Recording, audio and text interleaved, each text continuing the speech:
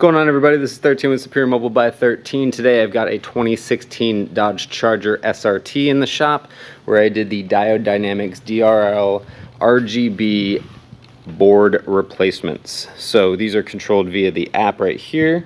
All we gotta do is turn it on. That is white mode.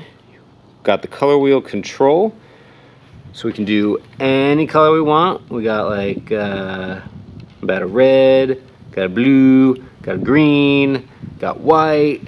It'll do animations and such too. You can do, that's the 7-color crossfade. Let's turn that on. So it'll actually fade around. What's fun is this is now my third time doing this vehicle, these headlights, but my first time doing it in my own shop. The other two previous builds that you may have seen on previous YouTube videos were done for a local shop. They subcontracted out the work to me, and this is the first time that I actually got the vehicle into my own shop and got to do the install start to finish. Apparently, they're still advertising that they did that work and that they can do it. And this guy went down there to have it done by them, and they couldn't do it. So, come on down to Superior Mobile. And that's about all I have to say about this one. It's real fun. I like it. I like it a lot. It's 13, Superior Mobile. See you.